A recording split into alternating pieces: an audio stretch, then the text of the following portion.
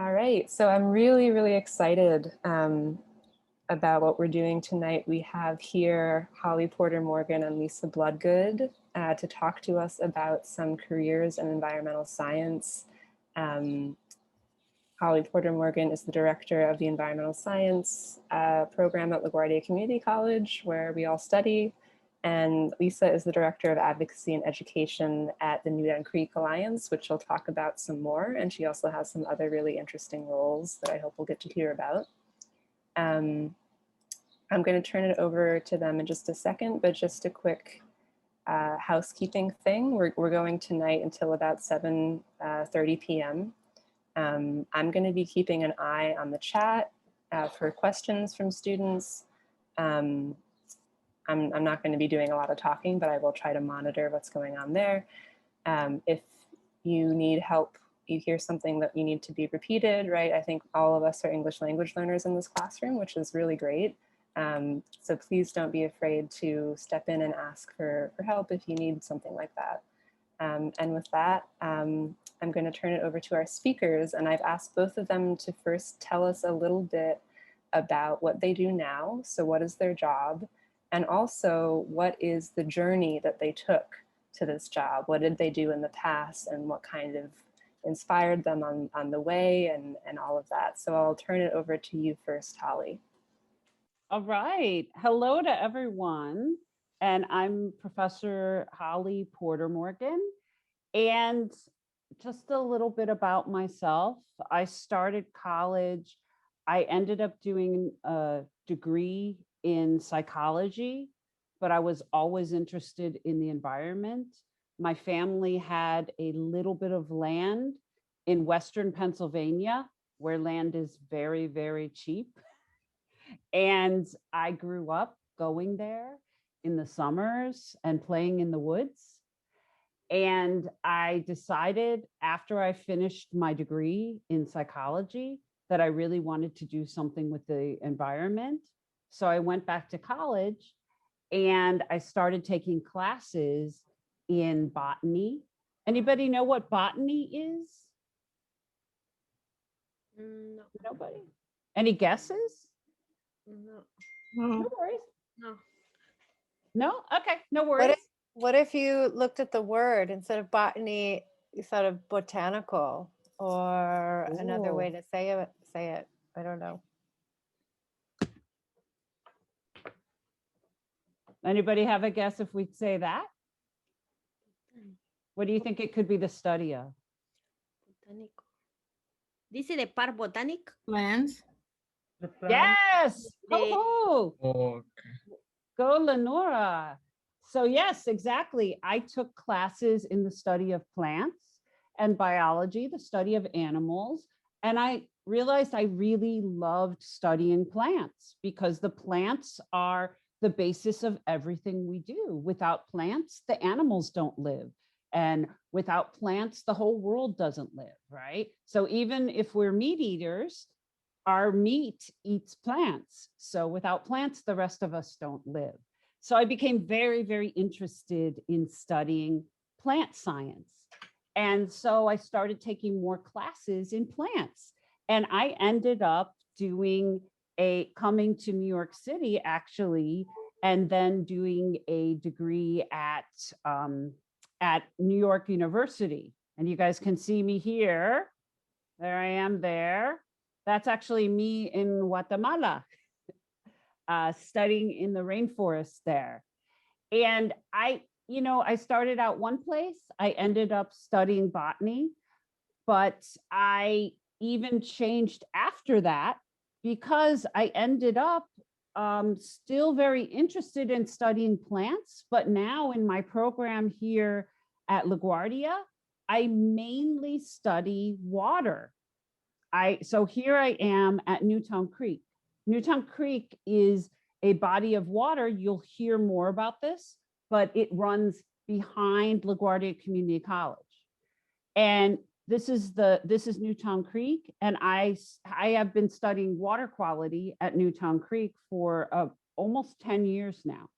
So I went from studying plants and how they interact with the environment to studying animals and how they water and how it interacts with the environment. So really, I didn't change much, but I really just studied the environment. So Lisa, do you want to talk a little bit about what you're interested in? How you got there? Yeah. Hi, everybody. I'm Lisa. I'm really happy to be here with you guys today.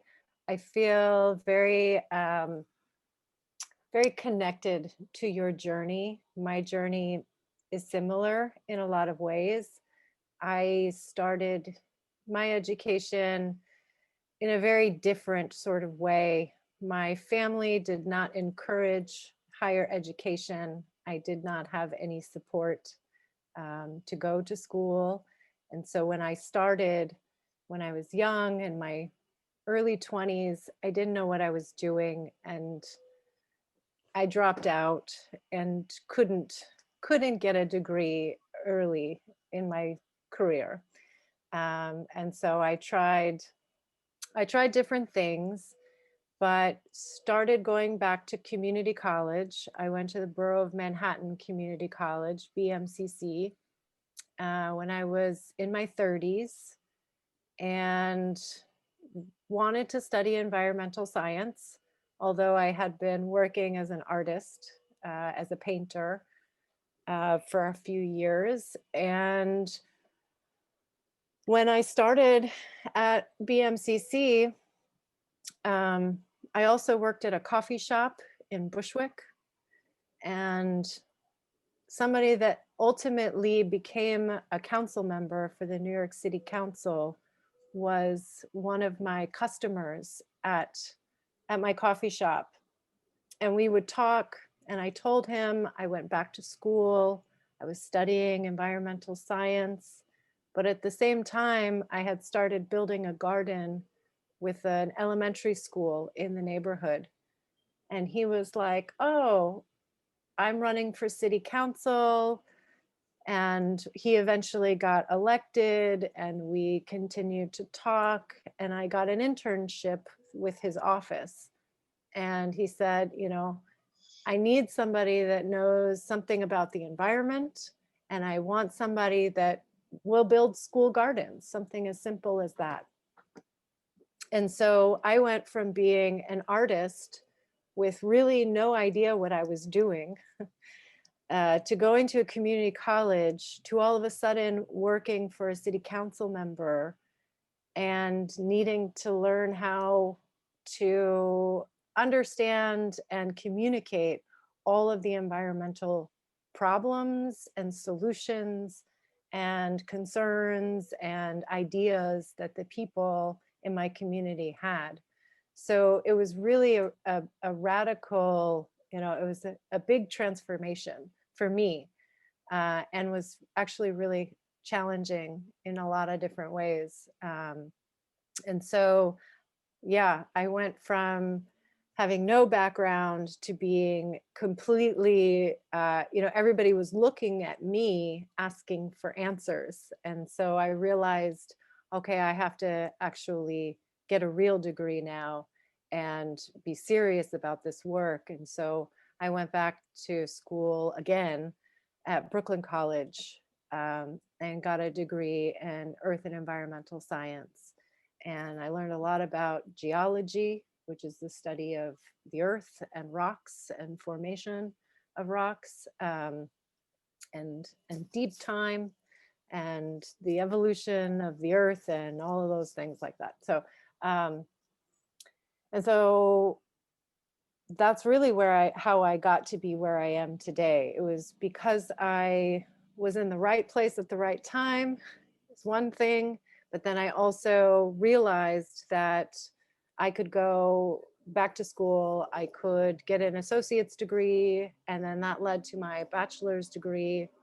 And it really paved the way for the job that I have today, which I absolutely love. And I've been working for this environmental nonprofit since 2017.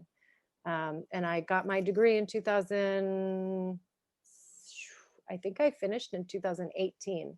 So it hasn't been that long, but I am fully engaged, I guess you could say, in so many things in New York City.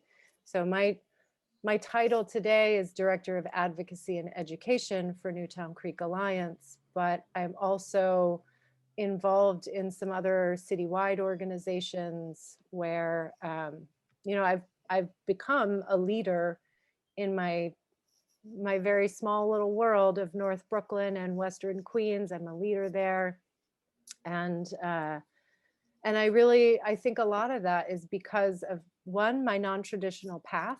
I really understand where a lot of people are coming from and the challenges associated with entering the field. And I also feel like, you know, my non-traditional path makes me more receptive to a lot of different problems that people have, or, you know, their lack of access, and some of the challenges that it takes to enter into this field. So I have a very non-traditional path, and I think most of you do as well. And so I love it that you're here and that we can talk and I can share my experience with you.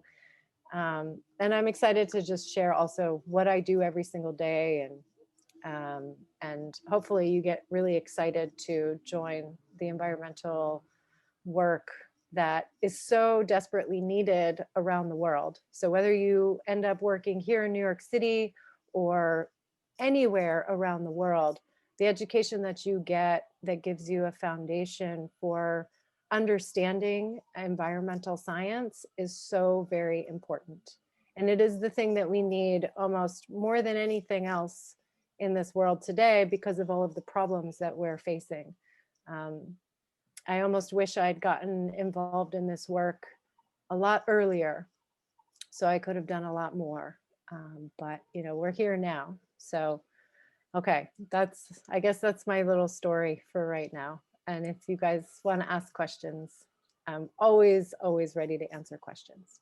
And you continue to Yeah. learn. I just want to make that point. I mean, you told me, you know, this winter that you took a class in something. I wanted to yeah. make that point. Like, if you're interested in something, you continue to learn for the rest of your life because there are things that fascinate you and you want to learn more. I just wanted to make that point. That's Yeah. really true. I never want to stop. I want to always be taking classes, always be learning.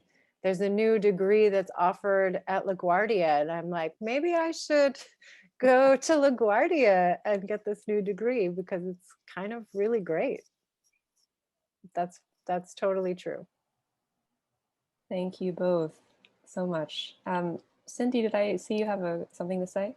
I just wanted to say to Lisa that in the fall, I had some of the same students, and Alejandro went to a Newtown Creek Alliance event online. And afterwards, we both took the quiz. Yeah, I thought I knew something about the creek and what's the name of that law that makes people clean up after messing up the land and the water? The Superfund. And my score was terrible on the quiz, but Alejandro, who is trained in this stuff, what was your score, Alejandro? The same thing was terrible. I didn't But even know that interesting. it's Dutch Kills, right? Is that the name of the water behind the C building? Yep. You got it. I But knew you that wanted to was a learn. bar, That's what but yes, matters. Yes, exactly. Wanting to learn. That's great. That's really Wait. cool. You know, what's funny is I blanked as soon as I started talking, but I just wanted to say that I also had a bit of a non-traditional path. And I'm not going to say too much, but I also went to a community college to start. I waited tables all the way through. That's one of the reasons that I came to LaGuardia. And I want you guys to know that the professors at LaGuardia are here because we understand what our students go through and have gone through to get here. And most of us have been in those circumstances. And that's why we choose to come to LaGuardia, because we know our students can succeed. Because if you get to this point, then the fact that you've made it this far tells us you have the drive and the grit to get there. Great, thank you. I am actually going to turn it back over to you, to Holly. So we're going to hear now a little bit more about LaGuardia, about the environmental science program at LaGuardia, and also about some of the career options in environmental science. So I'll turn it over to you and your slides. Okay. Let me just, oh, too soon. All right, let me go back. All right, so can you guys see them? Yep. Yeah, okay, cool. So I just wanted to tell you just a little bit about the environmental science program at LaGuardia. And I'm not going to overwhelm you with information, but just to give you a little bit of information about it. So this is actually not, so we were just talking about Newtown Creek so much. This is actually a group of LaGuardia students at Newtown Creek. I don't know if you guys can see. I saw Alejandro and a couple of people looking, but he's holding a crab. Yes. So this is actually a structure that was built with the help of LaGuardia students called the Living Dock. And the purpose of it is to bring more environments similar to what used to be at Newtown Creek 150 years ago. And Lisa will show us a map showing that back to Newtown Creek. So kind of bring area that can hold grasses and crabs and snails and all kinds of other organisms. So we take students out there, and you guys can come as soon as we're back face to face. You can come out and visit and learn, and maybe eventually you'll be in the program and come and help monitor with us. So let me tell you a little bit about an environmental science degree. What can you do with a degree in environmental sciences? This degree is broad. So it's a science degree. However, you don't have to take as much chemistry as any of our other science degrees. For me personally, that's a good thing. Chemistry wasn't my favorite. Biology was more of my favorite. So in this degree, you do more work in biology, in working with organisms, in understanding relationships between plants, animals, and the environment around them. Okay, so things you can do with an environmental science degree. I'm guessing you guys, that's probably in the way. Things you can do with an environmental science degree include, I don't know if these things are in the way, but let me know. You can be a GIS technician, which means kind of making maps on the computer. You can be a water resources technician. So you could end up working for a city agency. They make great money. This is doing things like water quality research, like I do now.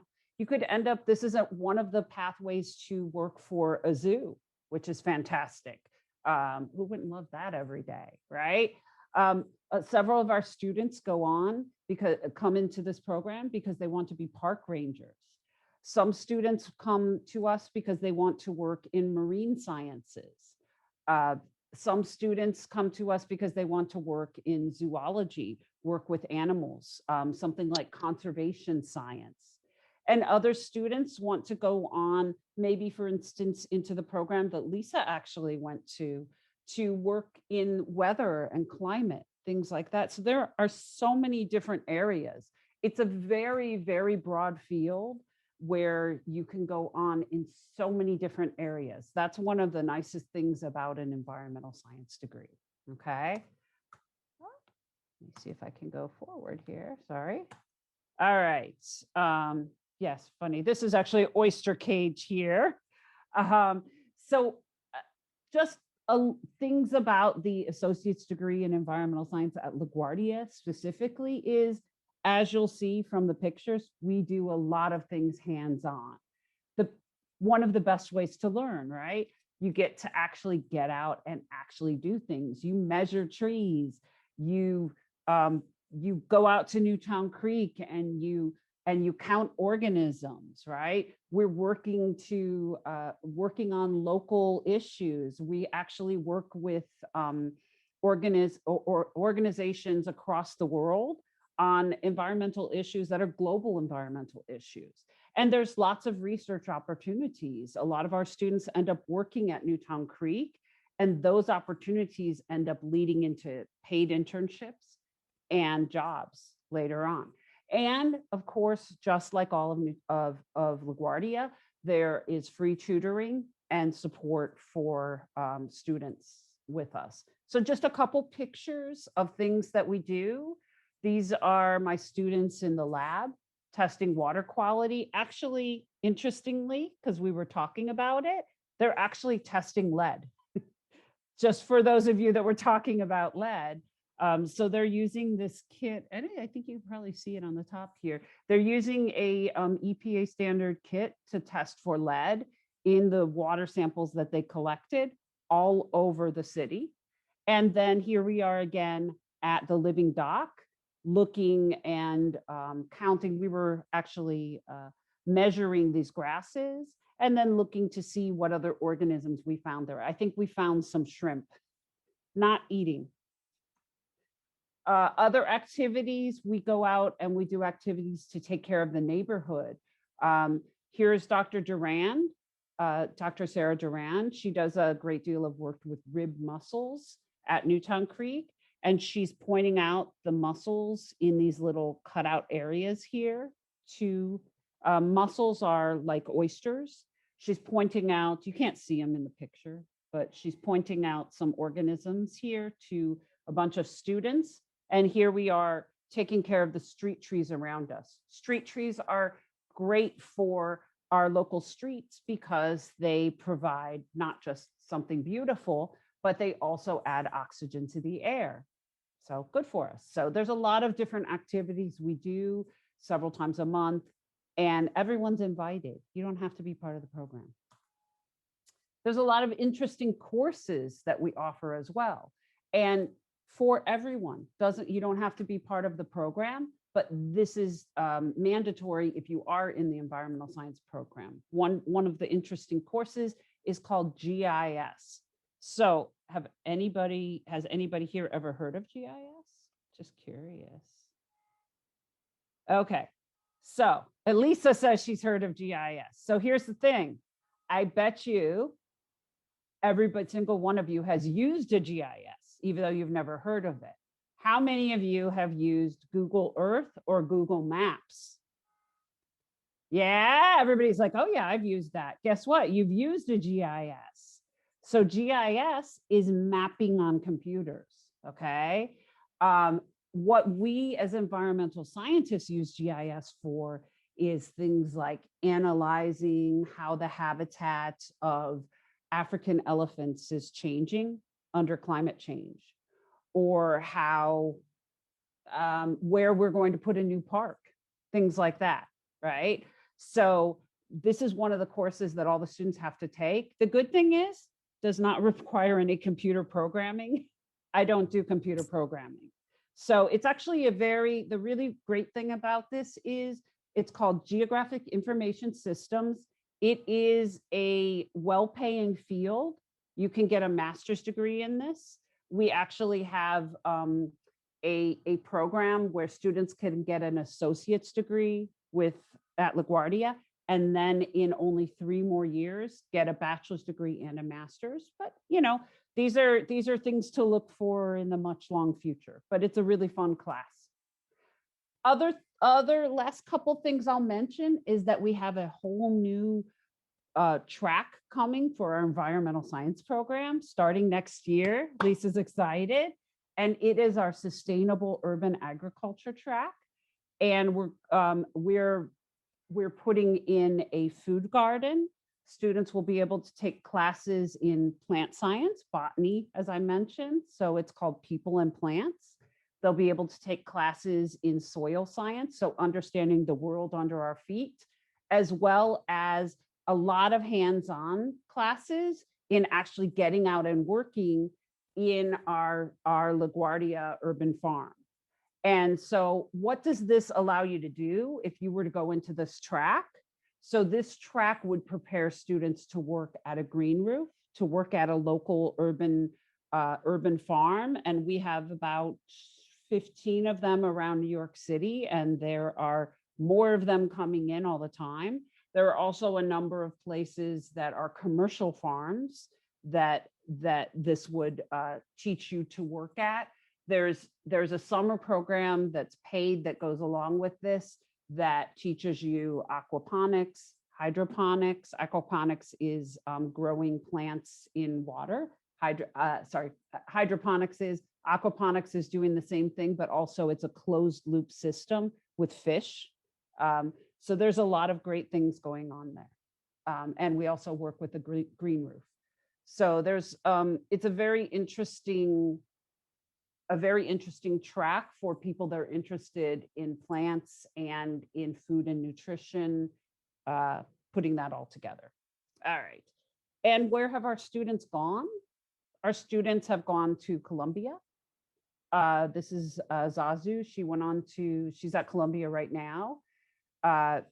This is Marisol. She went on to Queens College, and she's doing a degree in environmental science. And this is Aldrin, and he's actually at Lehman College. He just finished his bachelor's degree, and he just started his master's degree in GIS, in the mapping stuff. So our students kind of go all over the place, and they do really well. And that's about it. That's about it. So I'm leaving it open for questions, or we could do questions afterwards, I think. So thanks, guys. Thank you so much. We have Thank you. probably a couple minutes if anybody has a burning question right now that you want to ask about what we just saw. That was great. I loved all the pictures. I like doing the pictures. I have one question. Yeah. You mentioned that students are able to come to some events and activities with the environmental science department, even if they're not environmental science majors, which Always. is great. For the students that are in this room, is that something that becomes available to them once they become a LaGuardia student, like in the college? Or is it something they have access to like as CLIP students? I think anybody can come anytime personally. I say the more Okay, the great. merrier. Great. And then is that usually how is it on the web somewhere, or is it mostly email invitations that programs get? I'm working to get things posted always on our natural sciences website, but Okay. honestly, we're working to get, I'll talk to you about it later, but Okay. we're trying to get a central repository for all of this information at LaGuardia, Cool. whether it be on the academic side or on the non-academic side. It should all be up for everyone. Everyone should have equal access to everything. Awesome. That's great. Yeah, we can connect later. But I can also make sure that you have the information, because I think everyone should always be invited. Yeah. Yeah, it's really exciting. Yeah. Any other questions from our students who are listening? If you think of something, just ask. Yep, or put it in the chat. All right, so I'm going to hand it over to Lisa now, who's also going to share some slides with us, I think, about the Newton Creek Alliance and her work there, and also some more about the environmental science kind of work opportunities around New York City and different things that people can do. So excited to see.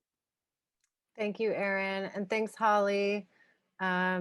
And also thank you, Maria, for having a really cute addition to our session right now. So hi, cutie.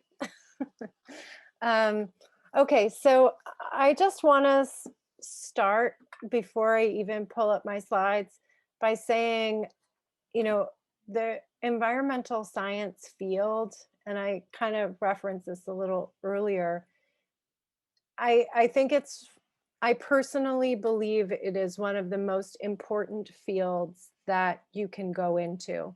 And you do not have to be a PhD practitioner to be an important person in this field. Everybody is welcome to do this work. This is the work of all of humanity, honestly, must be involved in this. And so I am so appreciative that you are all here, even entertaining the ideas that this might be a pathway for you. I love you all for just that. And so, okay, I'm going to talk about Newtown Creek Alliance, my work there, what we do every day. And then I want to talk a little bit about some of the other not share, present. Some of the other opportunities that there are in other nonprofits like mine around the city. So this is Newtown Creek. Our mission is to restore, reveal, and revitalize the waterway. It's we formed in 2002, so we're almost 20 years old now. Oh my goodness. And it's all about the waterway and how the waterway impacts the surrounding communities impact the waterway, how it's all of the things, right? It's an important ecosystem. It's an important cultural piece. There's so much about a local waterway that I can say. But just to orient everyone, this is where Newtown Creek is. It's right in the middle of New York City. It's the border between North Brooklyn and Western Queens. It's an industrial waterway, and that means that it's been home to really very heavy industry for a very long time, but it wasn't always like that. This image here on the left is a map almost 200 years ago. You can see all of this was salt marsh, wetlands, some very small farms, forests, and just a little bit of the city starting to expand. But you can see by the early, almost 50 years later, this was the last, not 50 years later, a little bit more than that, but less than 100 years later, this was the last of the natural shoreline that was left. So the waterway no longer looks like it used to. It's now very, very hard and angular and industrial, nothing like a natural waterway. And that's because of the industrial heavy activity that was present on the waterway for at least 100 years, but really more than that. It's still industrial today. And this is where the fossil fuel industry really blossomed. This was the very first oil refining in the nation happened here. Kerosene was invented or discovered, however you want to look at it here. And you can see some of the pollution from these industries really just flowing into the waterway. This site here, this is on the left is Brooklyn, on the right is Queens. This was Standard Oil, which was a huge fossil fuel monopoly or trust or major corporation at the turn of the last century. And underneath the ground here is the largest oil spill in United States history. And that is still there today. So we have a lot of problems as a result of the industrial activities that took place on the shorelines. And so that means that the waterway is now a federal Superfund site, which means that the Environmental Protection Agency, or the EPA, has stepped in and said, this is so polluted that we're going to work with the corporations or the parties that are responsible for this contamination to make sure it's cleaned up. And so we became a Superfund site in 2010. And we are still in that process. The bulk of the pollution is a product of what the companies today are called ExxonMobil, BP, British Petroleum, Chevron, National Grid, Phelps Dodge, and even the city of New York. And then a whole bunch of other smaller companies. There's, I think actually now more than 17. But through the Superfund process, we work with the New York State Department of Environmental Conservation, the National Oceanographic and Atmospheric Association, the United States Fish and Wildlife Service, and the United States Army Corps of Engineers. And all of those state and federal agencies are focusing on Newtown Creek, and we work with them very regularly through the community advisory group. So I am also on the steering committee for the CAG and on the technical committee as well. And these meetings are long and have been going on for 11 years, and we're still have a long way to go. But because of my background with my degree in environmental science, I can look at this map and not be totally confused. I actually can read this and feel comfortable talking about this with other members of the community because I have a little bit of a background on it. And this is a lot of what we get from the federal government. This is actually an easy image to look at. A lot of what we get is even more complicated, but this is part of what we do every day, or regularly when we're working with these federal or with these agencies on the cleanup of the creek. Whoops. And this is just kind of when you're dealing with Superfund and with big cleanups from long-standing environmental contamination, it's not a quick process. And so you have to have patience, and you have to be able to understand how these processes unfold. And so if we got our designation in 2010, we're still at that step 2, right? We're still looking at what is the remediation going to entail, what is all the contamination that's there. And unfortunately, we won't see a remediation of the creek until, probably another 10 years. So it's a very, very long process. So just know that if you get into this work, nothing happens quickly. You have to be patient, and you have to be able to work within the structure that is provided for a cleanup of this nature. Another thing that we deal with all of the time in our waterway is this problem with a combined sewer overflow. And so I'll just show you the next slide real quick and then go back to this other one. So a combined sewer system, on the left, you can see, when you are in your home or in your business or at a restaurant or at a school, when you flush the toilet, when you turn on the faucet, all of that water goes to the wastewater treatment plant. And you can see here, there's no problems. It's just gonna go and get treated and will be cleaned and then released again back into the East River. But when it rains, the storm drains in the street that are, next to the sidewalks that you can see everywhere, they go to the same place that your sanitary sewers from your homes go to. And when it's raining, the whole system gets overwhelmed. And instead of, flooding the wastewater treatment system, it goes out to the nearest waterway.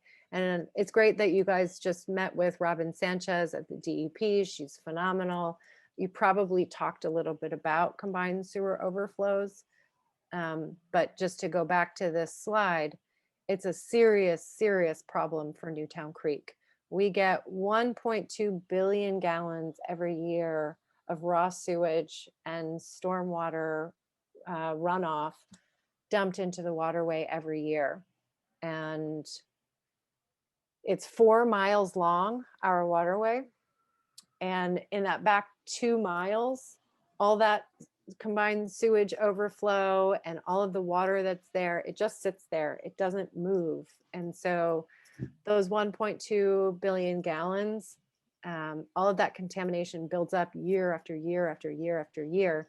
And so this is something else that we're trying to contend with and to deal with when we're looking at Newtown Creek and it's many problems. So we have the industrial problems and we have this raw sewage problem.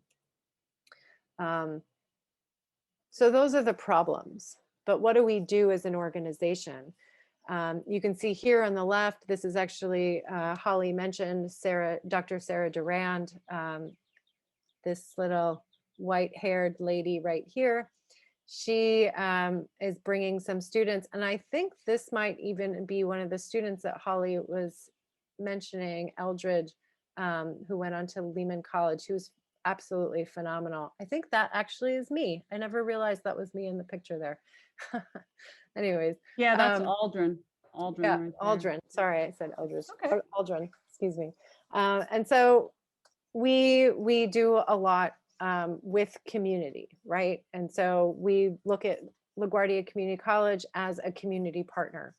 And so these pictures here, this is us working with the community. So we work with federal agencies, state agencies on really complicated, hard problems like the Superfund, but then we also do just trash cleanups and tours, and we bring people out to the water and we talk about the problems that it faces, but we also talk about the opportunities and the solutions. And we do really simple things like cleaning up the garbage, because that is also part of the problem and helps people understand how they can play a role as well. And then without teaching our children about these problems and about the potentials for the future, then where are we going to be in 10, 20 years from now? So we put a lot of energy and attention into education, and arts education as well. So we use the arts to tell the story, both of pollution and the past and the potential for the future without pollution. And so that's a lot of what we do. And then we even have to do that very same thing during COVID when nobody can meet in person. So we designed a whole bunch of virtual online tools. But if you look at the titles of these virtual lessons, this is all environmental science. This is exactly what we're talking about. It's water quality, it's the flora and fauna. So the plants and the animals that make this place, this city, their home. It's resilient design. What is resilient design? How are you going to know something is a resilient design if you don't understand the environment and the pressures that the environment is putting on our cities? And the other way around as well. How are our cities impacting the environment? And then what could be more fundamental than a food web to environmental science? This is the basis of all life, right? So these are the things that we are trying to teach young people about, not only Newtown Creek, but how the waterway impacts our communities, and again, vice versa. And then community-based science. Okay, this is huge. This is so important. And this, you do not have to have a doctorate degree. You do not have to have a master's degree. You don't have to have any degree at all to participate in community-based science. But this is something that I would say in the last 10 years has become enormously important to the field. And so each and every single one of you can take a notebook or your cell phone, and you can go out into the world and you can make observations, and you can share those observations with the science community. And that can be any number of things. I use an app called iNaturalist all of the time, almost too much, but it's a way to contribute to the scientific community just by being in the world and sharing your experiences and your observations. So community-based science is enormously important, and we do it not only with just observations, but we do water quality sampling, which you can see Patterson right here, who is a longtime friend of the organization. he's dipping his hand in with his big glove up to his elbow and just collecting a small water sample. And you can see Willis, who also I work with, passing off that sample to other LaGuardia Community College students. And this information has been so enormously important to how we're able to communicate to the city and to other policy-making agencies, really what it is that we need to see for making improvements on the creek. Lisa, I just Yep. wanted to say what happens after this is that those are students that are doing internships or part of usually they have a class and then they do internships and they learn how to test the water. So they come back into our lab and they learn to test the water for different types of bacteria and metals. And then that information goes to the city. And these students can then use that information, that knowledge to get internships and ultimately to get jobs. Absolutely. Absolutely. And you even had a slide of your students in the lab. So this is what happens in the field. Then it goes into the lab and then we bring it back to our computers and make a bunch of great graphs and charts and things like that. But yeah, community-based science is where it's at. I love it. Super important. But then we also do, urban restoration projects. And, every single little space in the city is taken up by something. And we, look at these medians that are there in the middle of the street, not doing anything. They were just full of invasive species, so really problematic plants. We removed those and then we planted it with native species to support ecosystems and specific habitats. And this is important citywide. We have to look at every single little patch of earth or balcony or whatever the case may be, and turn it into something that's working for us and for the benefit of species and biodiversity all over the place. So that includes the living docks that we also built with LaGuardia Community College. One little milk crate full of grasses is not a lot, right? It's a very small little thing. But if you can replicate that, and we can make lots of those things, or we even just use it as an example of what's possible, then we can say, look, we know these things can survive. We know these animals are here. We know these grasses are healthy. And so why not make more space for those things?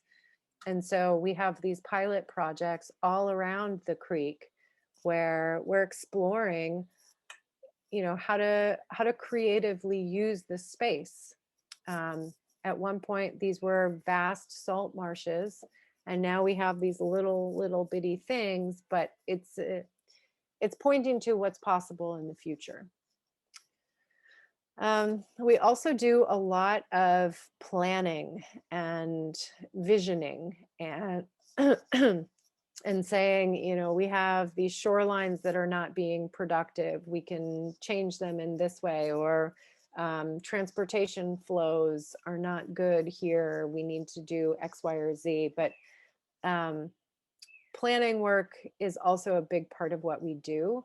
And this is maybe a little less environmental science focused, but I always am drawing from my background and my education in these contexts. And people are always asking questions that are related to soil and water and air quality and how those things all function together when we're looking at what makes a healthy neighborhood, what makes a place where you want to have a business or you would bring your children to play at a park.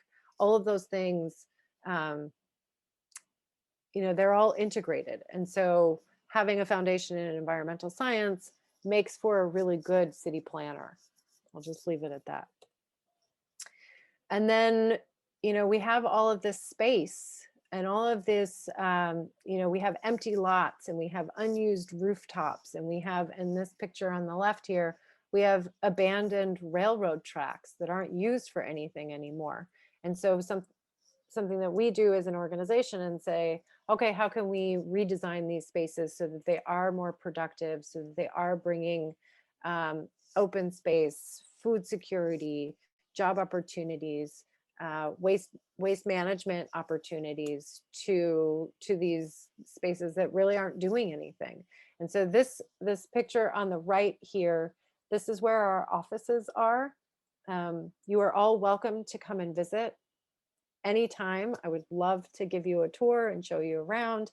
But this rooftop, you can see on the left here, I mean, there's nothing really going on, but you put some soil and some plants and you have yourself a habitat that captures stormwater, that brings temperatures down, that provides open space. So really, really important and wonderful things that we need a lot more of all around New York City. So these are kind of other projects that are long-term in their scope, but really important. And I absolutely love these projects. Which brings me to our partnerships. Excuse me. So we're a really small nonprofit. It's for a very long time, it was just me and one other person doing all of this work. Just this last couple of months, actually this last month, we hired 2 new people. So we've doubled in size, but we're still a really small organization. So that means that we partner with other bigger groups like NYU. And we're going to be doing some more focused air monitoring with NYU this coming year, looking at how Superfund may be impacting the health of workers nearby, or people that are maybe boating on the waterway. So, you know, we may not have the ability or the expertise to run a study like this, but we work with people that do. And so I think that's a really important thing. You know, we're small, we're determined, and so we find partners that have the skills that we need. And so NYU is a great one. And then we are going to be working this year, we just got funding to partner with the organizations there on the left, Newtown Creek Alliance included, where we're going to be starting to look at how our organizations can care for green infrastructure that's been built around the city. And so this green infrastructure has been built to try and capture some of that water that would otherwise lead to those combined sewer overflows. And we're trying to build a new green infrastructure workforce. So we're looking for people that understand plants, that know, you know, plant needs, that can understand a little bit about hydrology. How does water flow down a city street or into a right-of-way rain garden, which is what you're looking at right here. So there's an opportunity that I think is about to explode, really, that's just taking care of spaces like this. So plant knowledge, botany, yay, botany, plant knowledge and water systems are really, really important, and I think is going to be an enormous job market in probably the next 2 to 5 and then 10 years from now. I think is going to be huge. So get in the green infrastructure game is my pro tip there.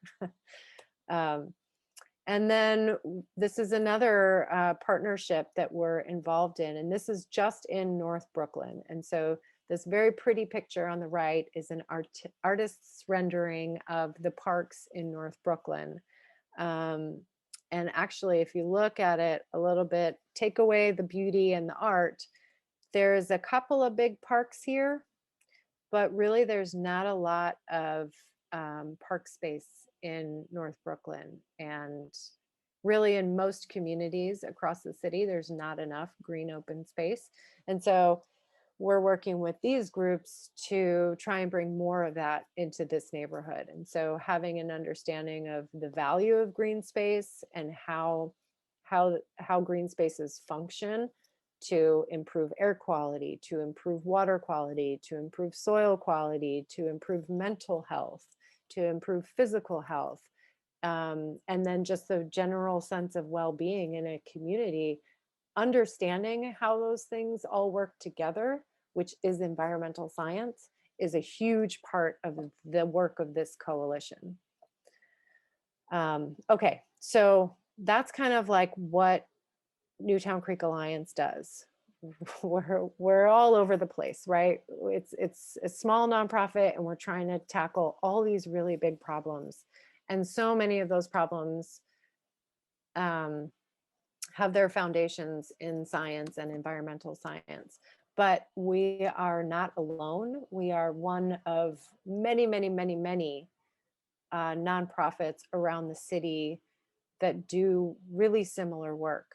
And so, you know, if you're considering pursuing an environmental science path, I think sometimes it's really exciting to imagine yourself like, oh, I work in a lab, or oh, I'm doing field work like Professor Porter Morgan was doing in Guatemala. You know, all of that is really, really great and exciting, but also it's not maybe for everybody. And so I just want to say that the work that I do in New York City with nonprofits is really very valuable. And I don't get to wear a lab coat. I sometimes get to work in the field, which I always love, but I do spend a lot of time at a computer and writing emails and talking to people. But there's a place for environmental science at a very hyper local community level, just as much as there is, you know, working for the UN or, you know, the biggest science laboratories in the world, right? It's a spectrum of opportunity, and you can find your place in your own neighborhood if that's where you want to be. And so I tried to show you guys a couple of maps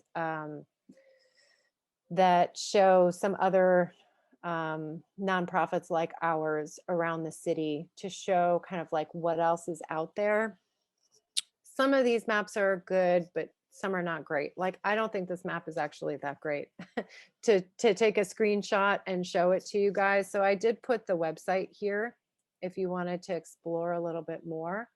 But the New York and New Jersey Harbor Estuary Program, we call it HEP, was part of the Clean Water Act, which was, you know, a law that was passed in the United States in 1972. Oh my gosh, I hope that year is right. That said, you know, you have to have fishable, swimmable waters in all of the United States. So it was a really important environmental law. We love it and celebrate it. And the HEP works to just focus on that in the New York and New Jersey Harbor and Estuary. And so that's the harbor, that's Hudson River. That's basically like all of these waters here, all the way up to Albany. And so they have a citizens advisory committee, and I am the New York co-chair of the citizens advisory committee. And what we do with that committee is we make sure all of the groups that are all of the water focused organizations within New York and New Jersey that does citizen science or community-based science work, or has an educational program, or anything like that. We make sure that we're all communicating and talking and kind of elevating our communities and working on these issues together.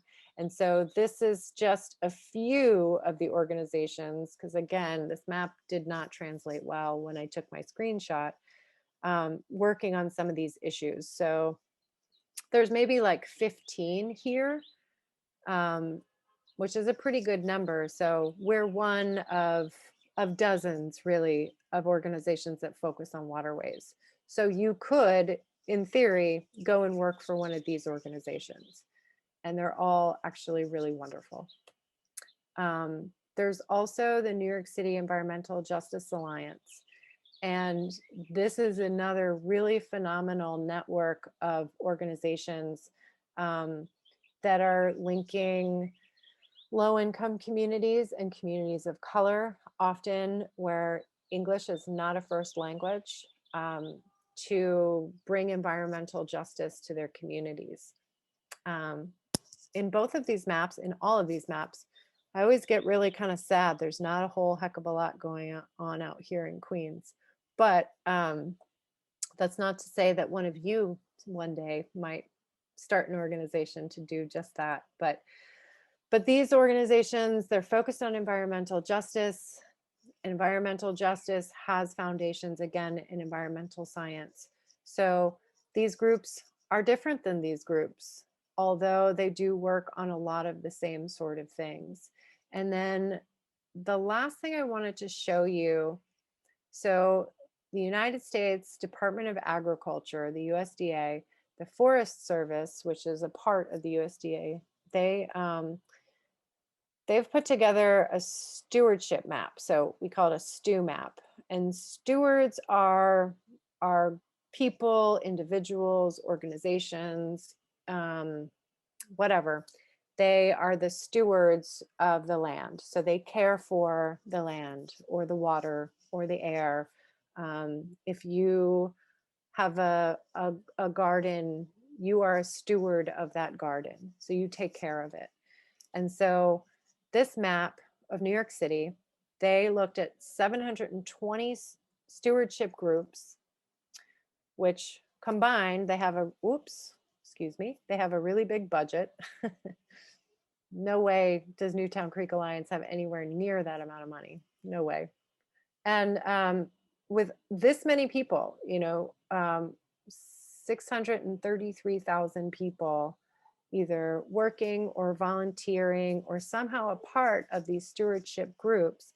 And why I wanted to show you this is because over here on the left, these are the issues. And over here on the x-axis here, you're looking at all these neighborhoods, and I cut it a little bit short, so you don't even have Staten Island or Manhattan here.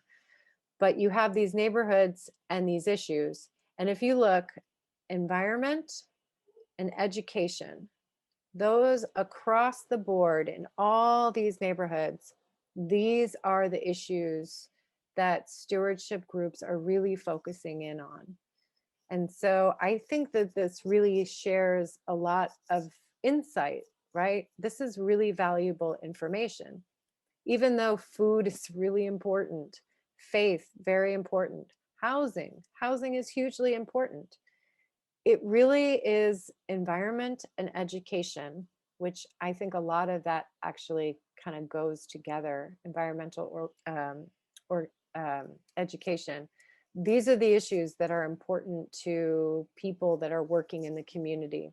And so I think that also really points to opportunities for careers, for work, to be involved in these neighborhoods and a whole lot more. This is just one little snapshot, one way to look at it. But there are so many opportunities in New York City. And I hope that that is kind of clear with this. And yeah, so thank you, me and the geese. They thank you to the birds. And then if you want to see more about what Newtown Creek Alliance is doing on Instagram, Twitter, or Facebook, or you can email me. I would actually really love it if any of you sent me an email and wanted to learn more about what I do. You're very welcome to come visit us. And if I have a fun day in the field, I'd love to bring you along. So that's it for me. I'll turn it back over to Erin now. Thank you so much.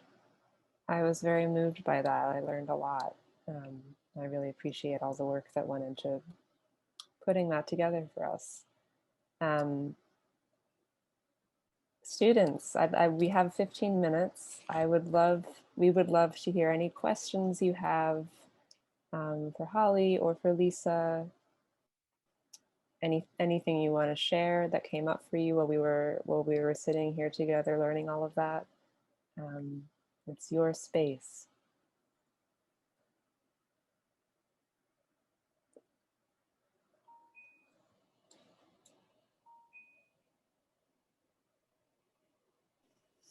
I have a question for everyone.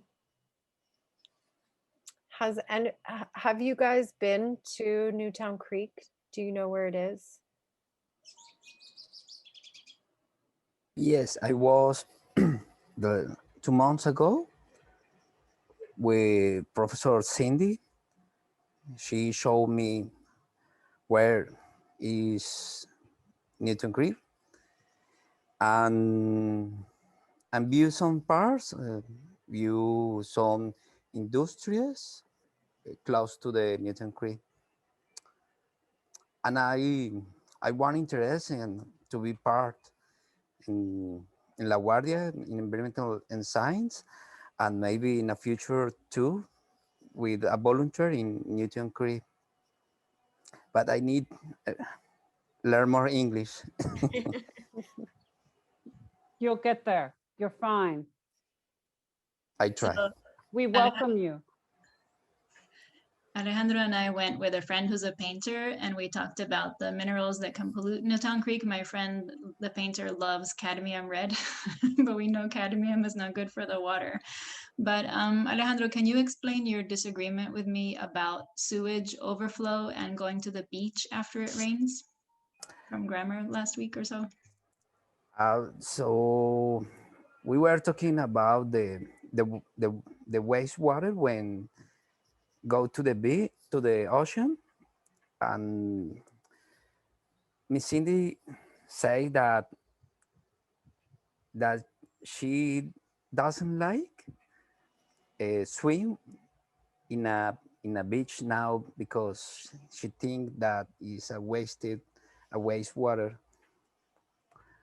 But I think if the wastewater is long away from the beach, it's not too bad, no, Yeah, something like that. it's really sometimes hard to know what is the right thing with being in the water after it rains. And sometimes I feel like it's okay and totally fine.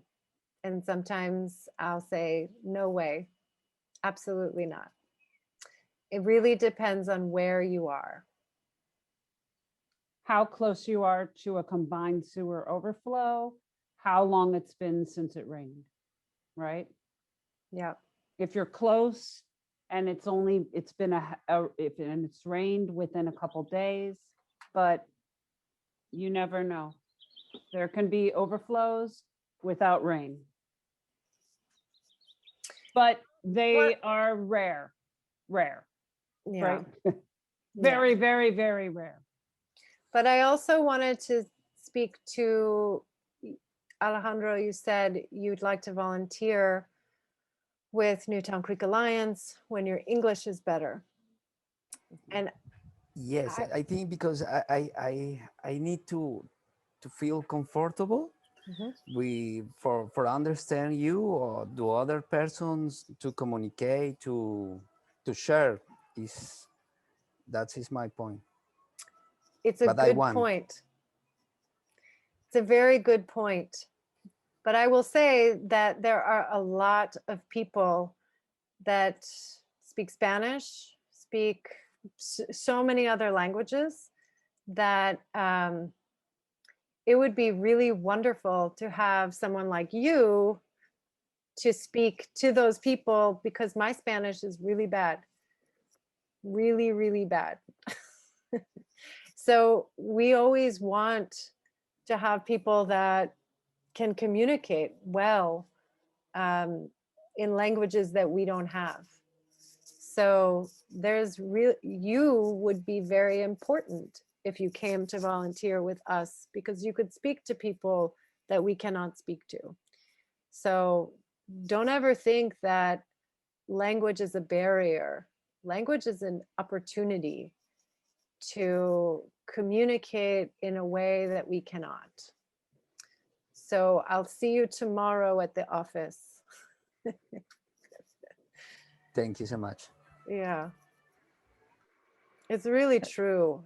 I struggle so much. I mean, we're so fortunate in New York City to live with so many people that speak so many languages. And I'm so mad at my grandmothers for never teaching me their native languages. I only grew up speaking English. I didn't get to learn.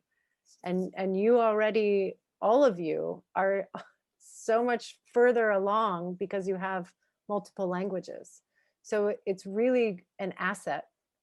It's very valuable that you speak multiple languages, or that you're even learning English. And I know you know that, but And you shouldn't let that hold you back, because the more you get out and do, the more you'll learn. And like Lisa said, it's an opportunity, it's an asset for these organizations. it's true. Thank you both for bringing that up. I think that's so true. No matter where folks in this room end up, language is a huge asset. Can I just, that before we answer Mo's Oh, question, I just wanted to say that there's a Sure. fabulous mural that Lisa could mention, that those of you that are interested in art, because I love art. I might be a scientist, but I love everything. I'm a well-rounded person that everyone should kind of check out. I think Lisa had a small picture of it, but was just done this past year, I think. Yeah. Yeah. I can pull it up. Yeah, can you pull it up real quick? again. 1 second. I was saying, if you're interested in art, you should check out their new mural. They have a couple beautiful murals at Newtown Creek Alliance. This one right here. Yeah. Fantastic. Do you guys know where this is? Brooklyn? It's Queens. Queen. Oh, okay. Yeah, Long Island City. The new parks. Like Gantry Park. Yeah, exactly. I think that's a donut at the top. Oh, like this? Or maybe I'm hungry and I want it to be a donut. It's a guys flower. see the- probably. Well, Oh, this this is the new part for the point. Um, Hunter's Point. yes, Hunter's Point. Yeah. Good job. yes. Weekend, we are going from my family. Oh, a nice, very nice. That's great. Go see our mural. Yeah, Louis. Means the place is are in in the industry size for Long Island City. It's not on the industrial side. It's Borden Avenue. It's all the way at the end of Borden Avenue at the East River. I'll put in maps. Hold on. I'll put it in the chat.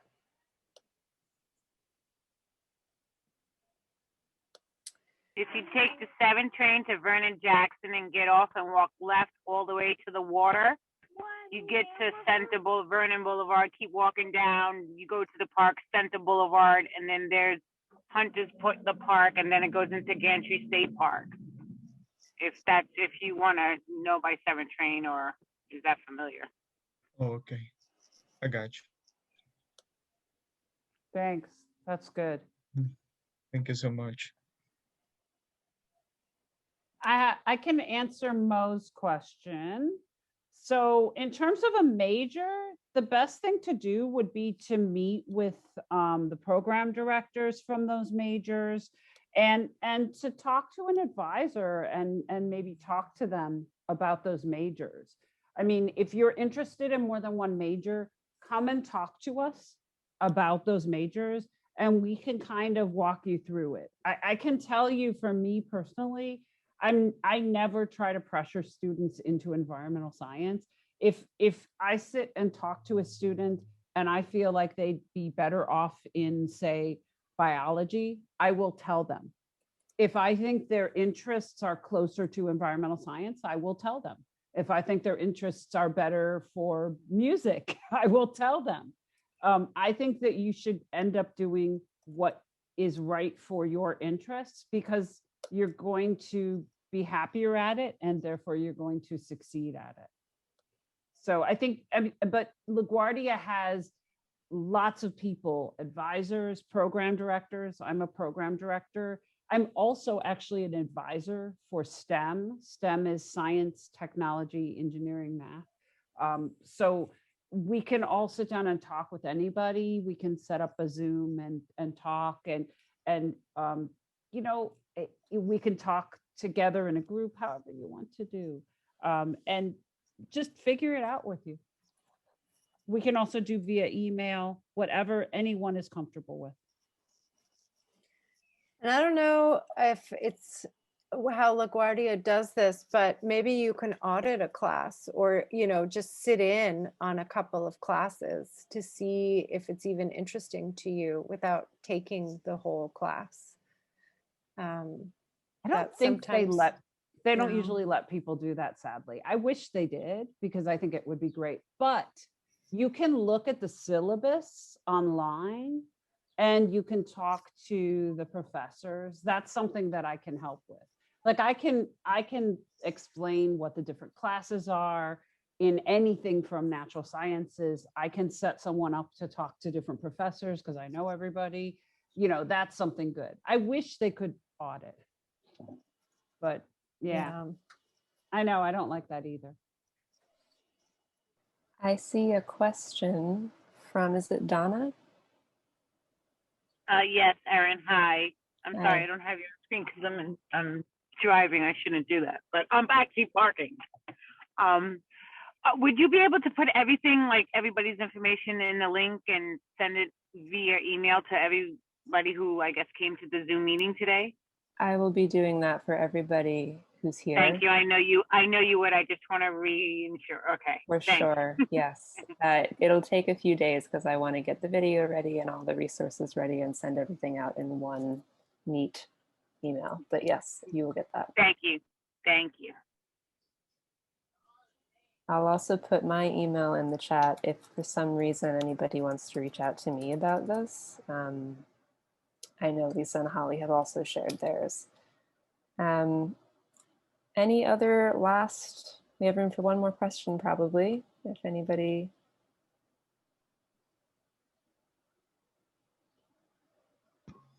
I have a question. Yeah. Is environmental science related to earthquakes in any way? Yes, absolutely. And well, I studied at Brooklyn College, and the geology, it's really a geology field, but that's absolutely a part of it.